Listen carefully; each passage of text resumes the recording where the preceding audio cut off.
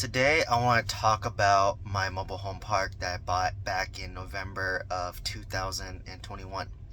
So I got this mobile home park off market using a consultant who also serves as my property manager back in, I think I found them around September of 2021, and they showed me a deal in Selma, Alabama, and it was a 200 lot mobile home park. About only 30 lots were occupied.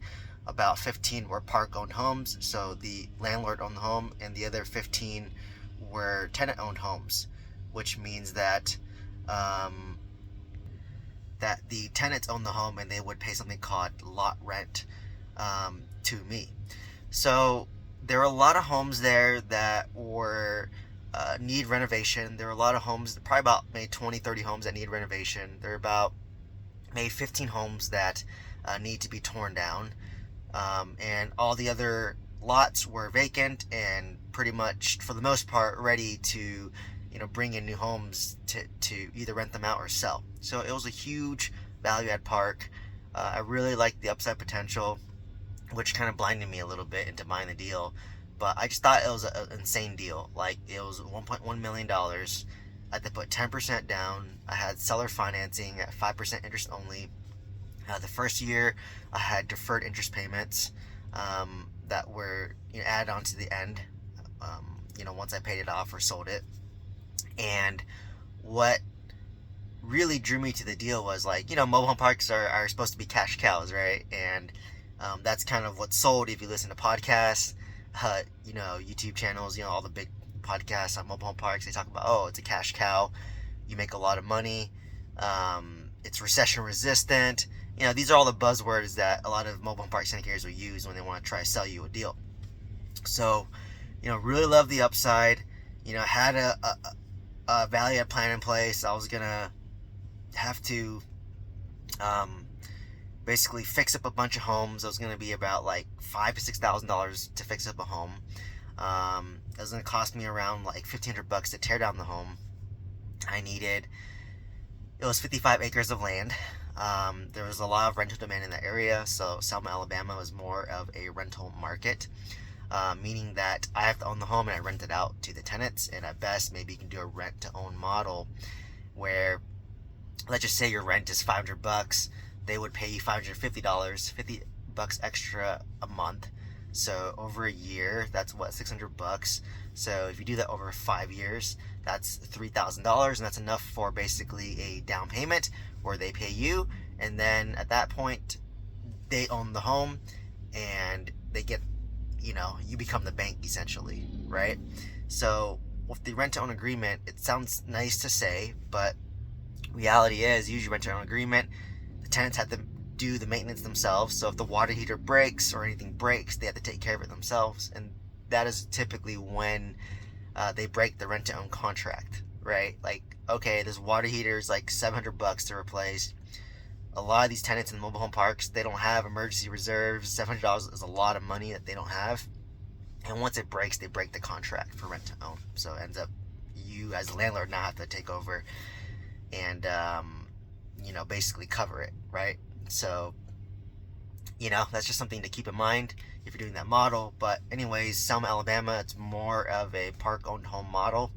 I was renting out units, older ones for about $450. The brand new ones were around $750 for a brand new, 3-bedroom, 2-bath, single wide. And lot rent for that market, top market was around $200, $250. Some of the tenants were paying like $100, $150. And like I said, I thought this was huge potential, right? Like, hey, I'm just gonna spend, is it $5,000, fix up a home, and I can rent this out for $500, right? Including the lot rent. And I just thought, okay, I can fix up 3 homes a month, and it's gonna cost me $15,000 a month, but I'm gonna get $1,500 more in cash flow. And you do that over a year, that's times that by 10 at least, right? So that's at least 15, maybe like almost $18,000 extra in more cash flow, and you do it over 3 years, and that's how you scale, right? And that's just me fixing up homes. Eventually, I'm gonna bring in brand new homes to infill, and I can get those brand new Info Homes 100% finance, right? I used North Point Commercial, or 21st Mortgage is a common one as well, where you could literally finance everything, right? Like, I bought a brand new mobile home for $45,000, 100% finance. They cost you about $5,000 to set it up, so you have to pay for like delivery, put the home down, get it installed through an installer. You have to skirt the home, right, to make it look like it's a home, and then build a deck, attach the utilities, get it inspected, and then you're good to go, right? So that costs around $5,000 on average, and even that I can get financed, right? I can get that financed as well. So basically, I was all in for $50,000 for a home, 100% financed, and I rented out for $750. My all-in cost is roughly around maybe like $550. So I was cash flowing $200 per home for new homes. I'm like, dude, I can bring in so many of these homes, unlimited, right? Like, I could bring in 3 of these homes a month, just rent them out, and then I'll cash flow like $600 a month on top of me renovating homes. So I just thought, man, this is a cash cow. There's a need for housing here. You know, Section 8 is really big in Alabama.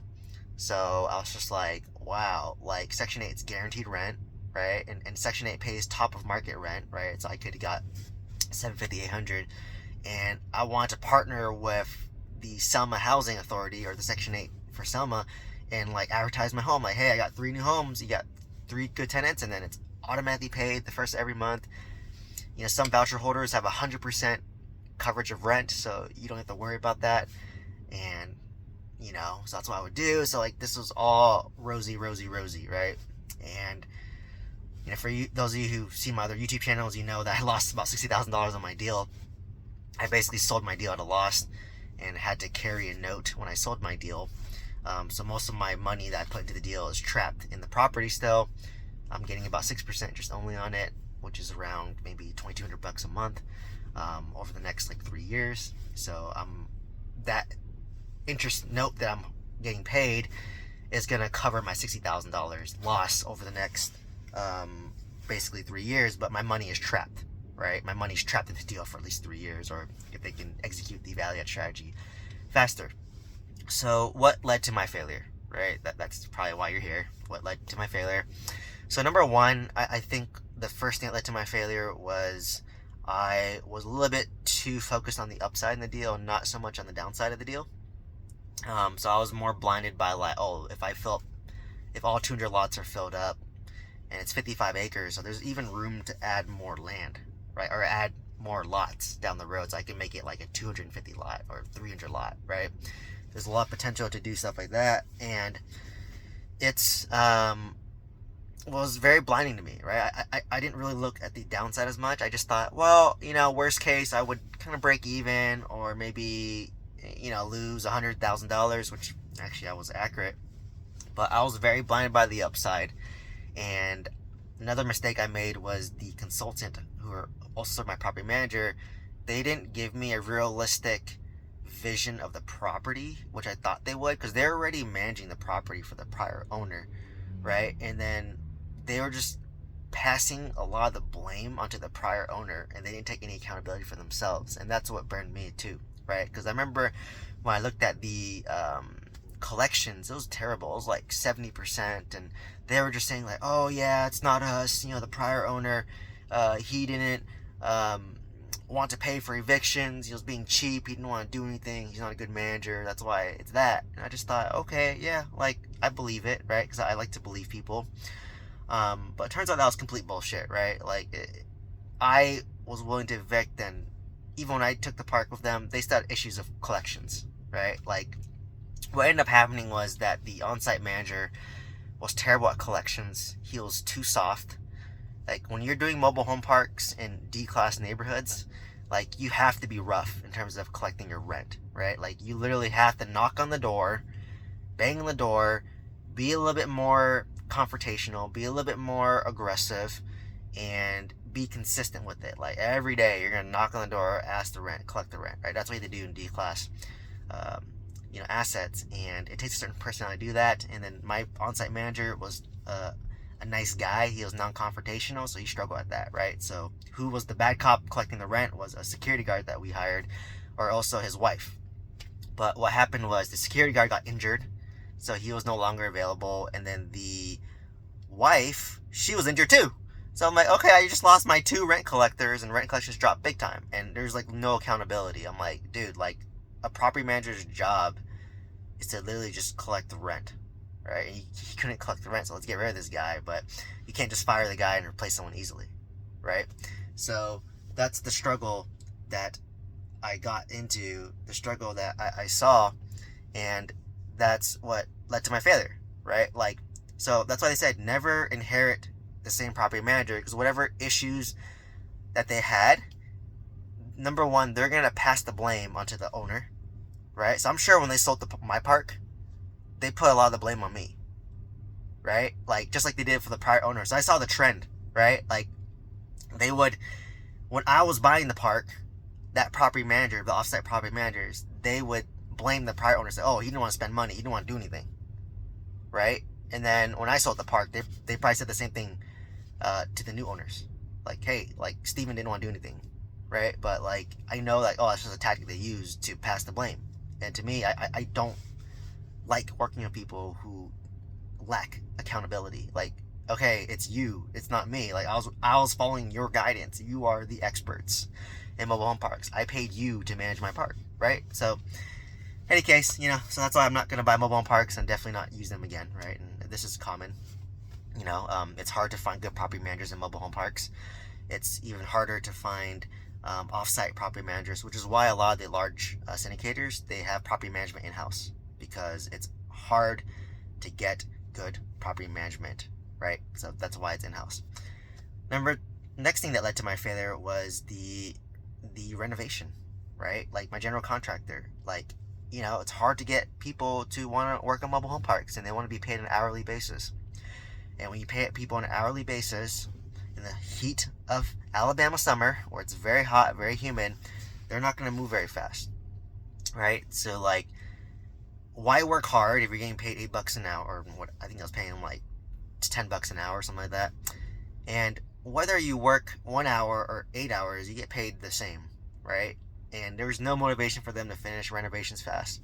There's no motivation for them to, go above and beyond, right? And there was a lot of turnover because I was paying them very little, and they would find a job that paid them $12 an hour, and they would go somewhere else, right? So it was just like constant turnover in my renovation crew, which is hard, right? And then it's hard to find replacements, and it just causes a lot of delays, right? That's why a lot of, once again, large syndicators for mobile home parks, they have to have a general contracting firm in-house, so that they don't depend on these hourly workers to do the deals, right? That's why you want to pay contractors not on the hour, unless it's a very, very small job. You want to pay them based on the job. So I'm going to give you $5,000 to fix this mobile home, and I don't care if it takes you a day or a month. Just get it done, right? I pay $5,000. Versus you pay it on an hourly basis, they're incentivized to go slower. Another thing that I messed up on was the area was just too high in crime. Like, the cops, I went to the sheriff's office as part of due diligence. They said this is the most dangerous part of town. And of course, like, my consultants were like, yeah, like, they're just overly negative and skeptical, but we got it handled. But turns out that my property manager was just, kind of lying to me a little bit. But, I had to hire a full-time security guard to make sure that, no crime was there, or deter people from, doing bad stuff there. So, the area was too high in crime, had a bad reputation, had to pay full-time security that cost more money, and then people don't want to move there, right? Because it's too high in crime. So, like, the golden rule of real estate is location, location, location, and you can never, no amount of money can fix a bad area, right? The next thing that messed me up was trusting the performer given to me by the consultants. So they said that the park broke even, right? And they're saying, oh, you collect around $8,000, your expense is $8,000.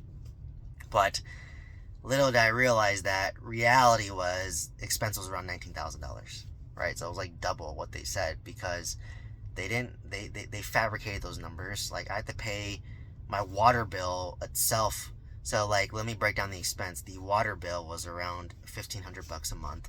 The electricity bill for 55 acres of common area lighting was like $2,000 a month. I had to pay for an on-site property manager who was like I think like $2,000 a month. I had to have a part-time guy, which was $1,000 a month. I had to hire a security guard, which was I think around $1,800 a month, and then I had to pay the trash company, which was like almost like $900 a month. I had to pay the offsite property managers, which was like $1,200 a month. Had to, what else? Yeah, I mean that's just the expense that's top of my head, and that was right. That just that alone was like $8,000, right? And then you have to pay your mortgage, right? You know, my interest loan payment, which was like $4,200. So there's just a lot of these expenses that kept on coming up, and things break down. You have to fix it up, get it replaced.